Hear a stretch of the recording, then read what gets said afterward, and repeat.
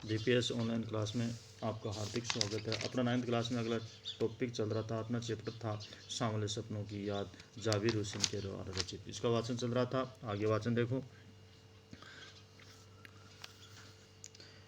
इसके गढ़ने में उनकी जीवन साथी तहमीना ने काफ़ी मदद पहुंचाई। लेखक ने पहले बताया था कि उनके बनाने में क्या हुआ, उनकी जो जीवन साथी जो पत्नी थी उन्होंने काफ़ी मदद पहुंचाई, जिसका नाम था तहमीना। तहमीना स्कूल के दिनों में उनकी सहपाठी रही थी। और तहमीना क्या थी, स्कूल के दिनों में उनकी सहपाठिका रही थी। अपने लंबे रोमांचकारी जीवन में ढेर सारे अनुभवों के मालिक सालिम अली एक दिन केरल की क्या हुआ, अपने जीवन के अनुभवों के मालिक सालिम अली एक दिन केरल के साइलेंट वैली को रेगिस्तानी क्या हुआ, केरल के साइलेंट वैली को रेगिस्तानी हवा के झोंकों से बचाने का अनुरोध लेकर चौधरी चरण सिंह से मिले। किसे मिले? चौधरी चरण सिंह जी से मिले।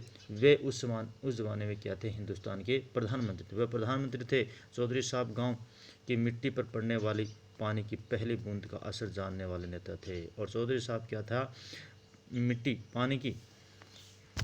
पर पड़ने वाले पानी की पहली बूंद का असर जानने वाले नेता थे, अर्थात धरातल से जुड़े हुए नेता थे।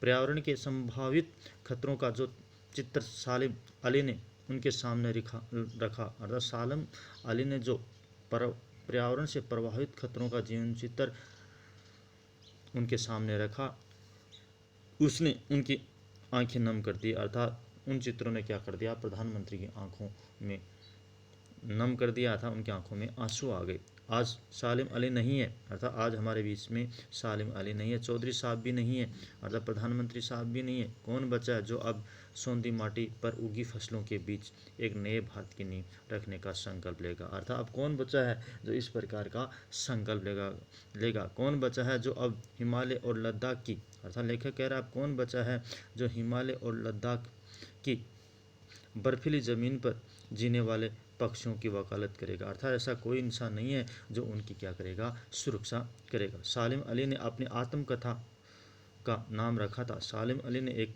अपनी आत्मकथा लिखी थी, उसका नाम था fall of A sparrow. Fall of A sparrow. मुझे याद आ गया क्या था, मुझे याद आ D.H. लॉरेंस की मौत के बाद, D.H. लॉरेंस की मौत के बाद क्या हुआ, लोगों ने उनकी पत्नी फ्रीडा लॉरेंस से अनुरोध किया था, उनकी घरवाली थी, पत्नी थी, उनसे अनुरोध किया लोगों ने कि वह अपने पति के बारे में कुछ लिखे, अर्थात अपने पति के बारे में कुछ तो लिखे। फ्रीडा चाहती तो ढेर सारी बातें लॉरेंस के बारे में लिख सकती थी, अगर वो खुद चाहती तो बहुत कुछ अपने पति के बारे में लिख सकती थी, लेकिन उसने कहा मेरे लिए लॉरेंस के बारे में कुछ लिखना असंभव नहीं है। लेकिन उसने क्या कहा, लॉरेंस के बारे में लिखना मेरे लिए क्या नहीं है, असंभव सा है। मुझे महसूस होता है कि मेरी छत पर बैठने वाली गौरैया लॉरेंस के बारे में ढेर सारी बातें जानती है, अर्थात मेरी छत पर बैठने वाली जो गौरैया जो चिड़िया हैं वो क्या है, उनके बारे में ढेर सारी बहुत सारी बातें जानती है, मुझसे ज़्यादा जानती है। अर्थात मेरी जो चिड़िया है वो क्या है, मुझसे भी ज़्यादा जानती है।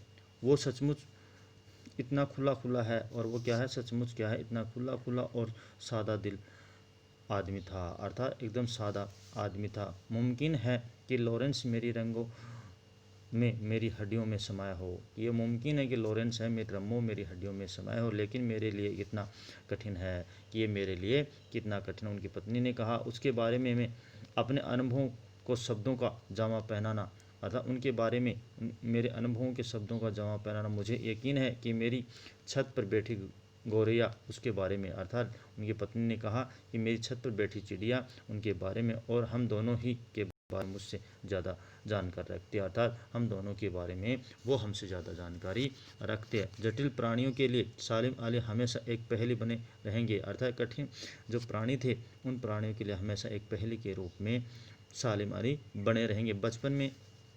बचपन के दिनों में उनकी एयरगन से, अर्थात बचपन के दिनों में उनकी एयरगन से घायल होकर गिरने वाले, अर्थात उनकी पिस्तौल से घायल होकर गिरने वाली नीलकंठ की वह गौरैया सारी जिंदगी उन्हें खोज के नए नए अर्थात सारी ज़िंदगी भर उनकी खोज के नए नए रास्तों की तरफ ले जाती रही। अर्थात बचपन में जब वो खेल रहे थे तो उनकी एयरगन से घायल होकर गिर जाती है एक चिड़िया, और वही चिड़िया को वो घर लाकर क्या करता है, साथ संभाल करता है। ज़िंदगी की ऊंचाइयों में उनका विश्वास एक क्षण, अर्थात ज़िंदगी की ऊंचाइयों में उनका विश्वास था, एक पल के लिए भी डिगा नहीं। क्षण यानी एक पल के लिए भी डिगा नहीं। वो लॉरेंस की तरह नैसर्गिक ज़िंदगी का प्रतिरूप बन गए थे। और वो लॉरेंस की तरह क्या था, नैसर्गिक ज़िंदगी के क्या बन गए थे, प्रतिरूप बन गए। नैसर्गिक यानी स्वाभाविक या सहज।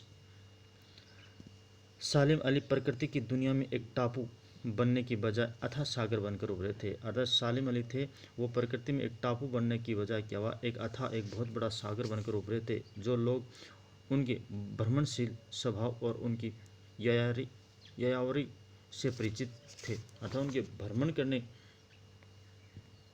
भ्रमणशील स्वभाव से और उनकी यायावरी से परिचित थे, उन्हें महसूस होता था, उन्हें क्या होता था, महसूस होता है कि वो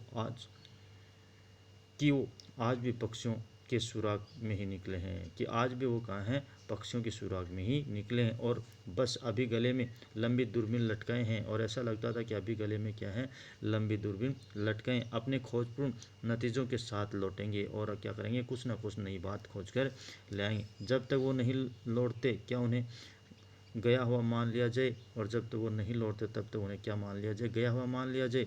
मेरी आंखें नम है इसलिए सालिम अली तुम लौटोगे ना। और इस प्रकार से लेखक कह रहे हैं कि मैंने आपको गया हुआ नहीं माना इस संसार सागर से, मेरी आंखें आज भी नम हैं, तुम मुझे विश्वास है कि वापस इस धारा पे लौटोगे। इसी के साथ इस पाठ का वाचन पूरा हो जाता है। धन्यवाद।